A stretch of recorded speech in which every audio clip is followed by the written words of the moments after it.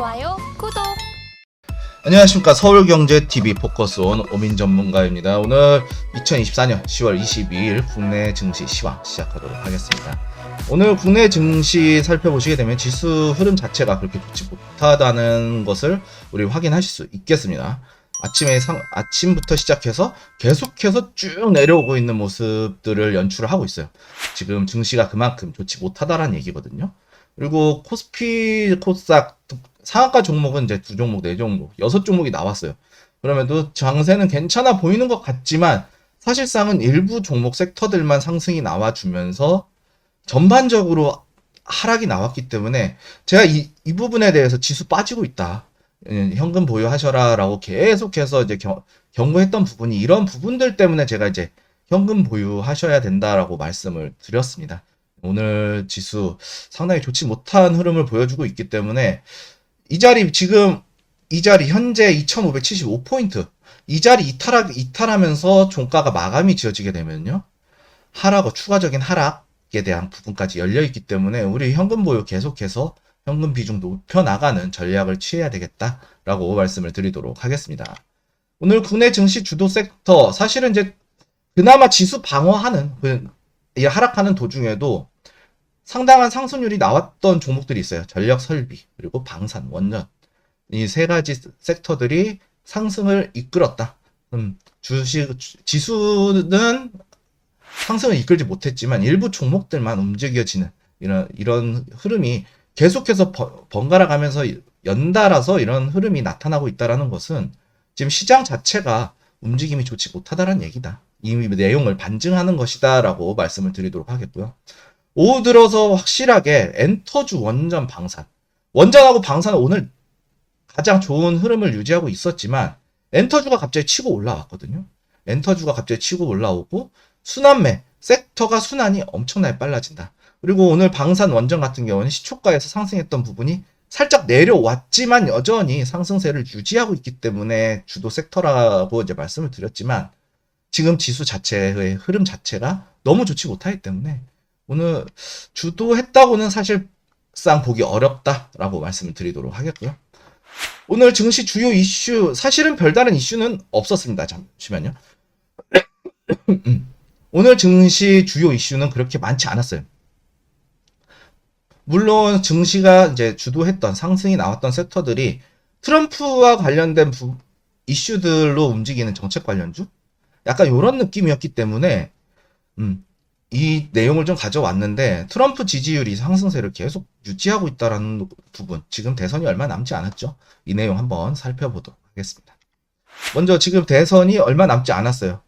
트럼프 지지율이 이제 상승세로 나타나게 됐는데 미국 대선이 이제 2주 남았죠. 앞으로 2주 남았는데 지금 이 상황에서 트럼프의 당선 확률이 54%, 해리스의 당선 확률이 45%를 유지하고 있습니다. 미국 전역에서 시행했던 여론조사의 평균 수치는 해리스가 우세합니다.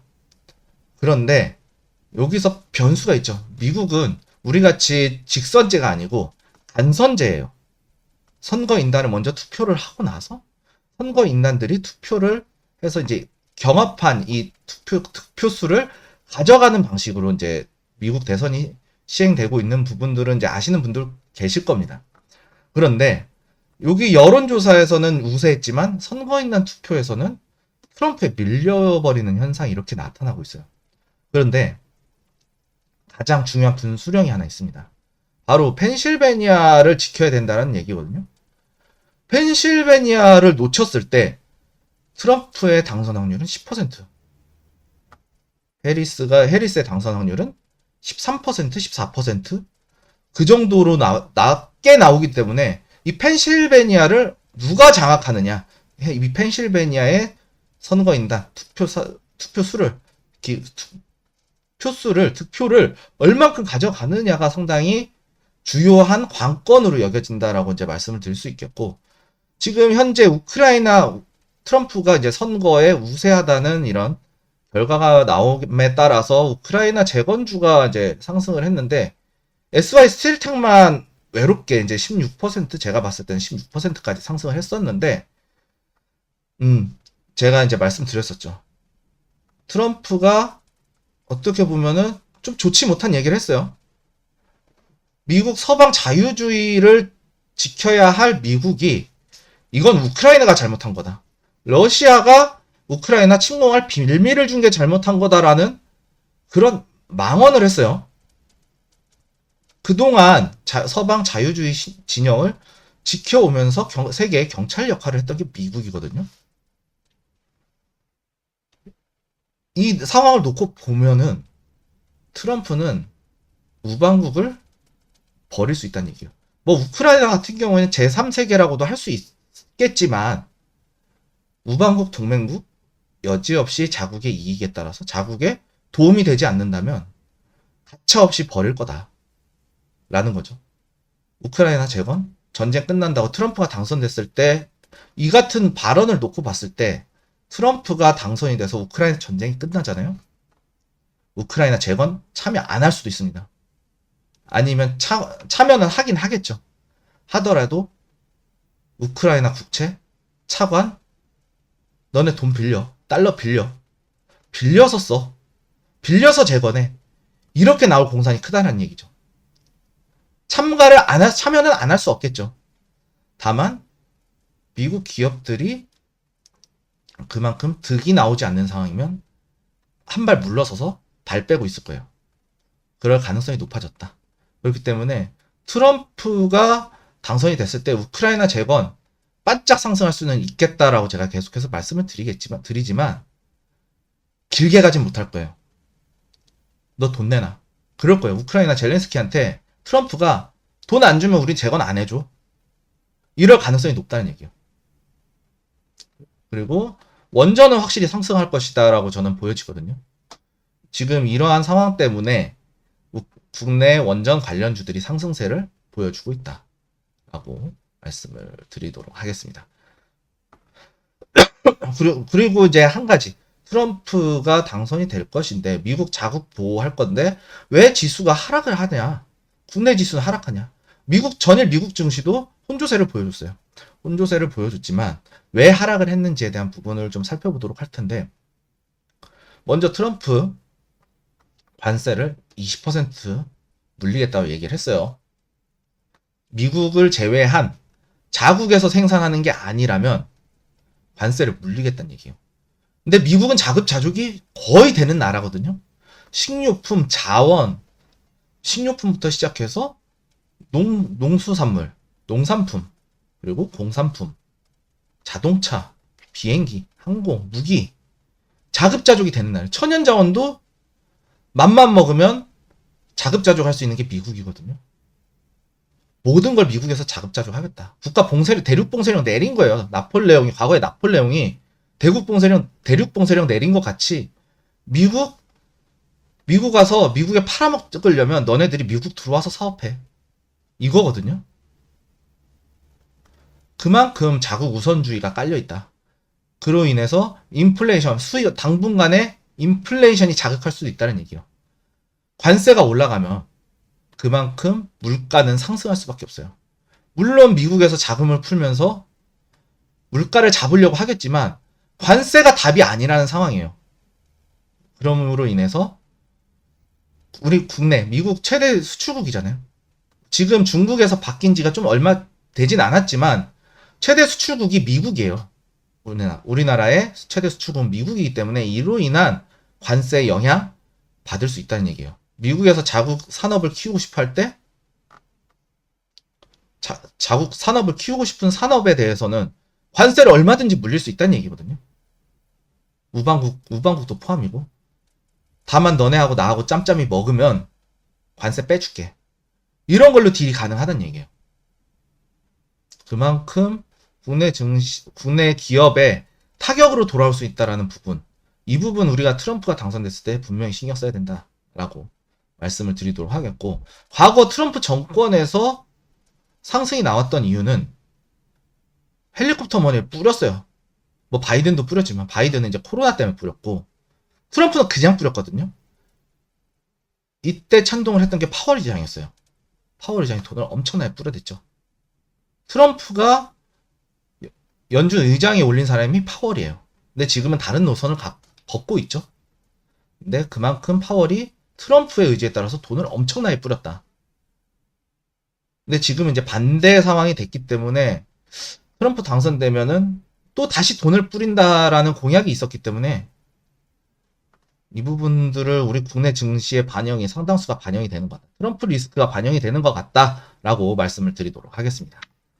미국 증시 주요 일정 사실은 없어요. 하커 총재 연설 하나 잡혀 있고요. M2 통화량 공급 지금 이제 파월 의장이 그리고 연준 위원들 뭐 카시카리 총재라든지 보우먼 이사라든지 대부분의 연준 위원들이 지금 통화량 조절해야 된다라고 지속해서 얘기를 하고 있어요. 경고를 하고 있고 이 부분과 관련해서 지금 현재 M2 통화량이 얼마만큼 축소가 되는지 양적 긴축이 얼마만큼 진행되고 있는지에 대한 부분을 살펴보시는 게 좋을 것 같아요. 지금 M2 쪽은 완벽하게 잡지 못하고 있어요. 양적 긴축이 제대로 이루어지지 않고 있는 상황이거든요. 그렇기 때문에 이 M2 공급량이 늘어나게 되면 인플레이션을 다시 자극할 수 있어요. 지금 전 세계가 우려하는 게 다시 인플레이션이 재개거든요. 그렇기 때문에 이 M2 통화량 오늘 좀 자세히는 아니지만 간략하게 볼 필요성은 있기 때문에 오늘 주요 일정으로 제가 적어 놓았습니다. 내일 시황 전략 지금 오늘 시장이며 지금 최근 시장을 한마디로 계속 말씀드리자면 뭐 현금 보유하세요. 뭐 자신감 잃었다 라고 말씀을 드릴 수 있을 것 같은데 테마주 순환매가 엄청나게 빠르게 진행이 되고 있고 이마저도 우리 개인들이 들어갈 타점을 주지 못하고 있어요. 그러면서 지수 자체가 위태로운 상황에 놓여 있는 현재 상황에서 트럼프 당선 가능성에 대한 지수가 트럼프 리스크로 인해서 지수가 하락을 하고 있다. 그리고 장중에 지지선을 이탈을 했지만 다행히 반등이 나왔어요. 반등이 나왔지만 앞으로 추가적인 하락이 있을 것이다 라고 저는 보여지고 있기 때문에 이 부분과 관련해서 지속적인 현금 보유에 대한 부분을 우리가 계속해서 이 현금 보유 관점을 계속해서 지켜나가는 것이 정말 중요하다. 대신 이 현금 보유하고 있는 현금을 가지고 어떻게 대응을 해야 되냐라고 말씀을 드리자면 이 부분은 포트폴리오를 좀 짜서 대응을 해야 되거든요. 포트폴리오 전략으로 대응을 해야 되는데 쉽지 않다. 이마저도 쉽지 않다. 전반적인 자산 시장의 자산 배분을 통한 포트폴리오를 짜야 될 것으로 보여집니다. 그리고 지수가 이제 하단 이탈 가능성이 충분히 올라왔기 때문에 현금 보유 전략 그리고 테마주 우선 이마저도 짧게 길게 들고 하루 이상 들고 갈 필요가 없어요.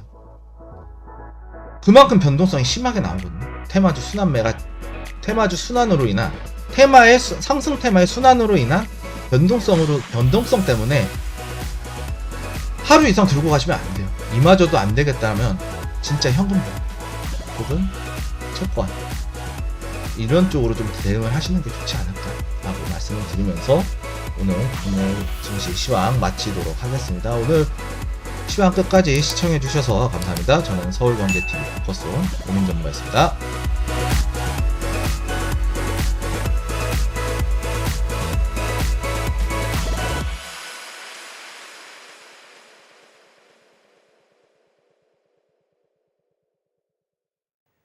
지금 바로 구독을 눌러보세요. 실시간 경제 뉴스, 투자 전문가들의 다양한 시황과 정확한 분석, 또 알찬 투자 정보까지 신뢰할 수 있는 저희 서울경제TV와 함께하세요.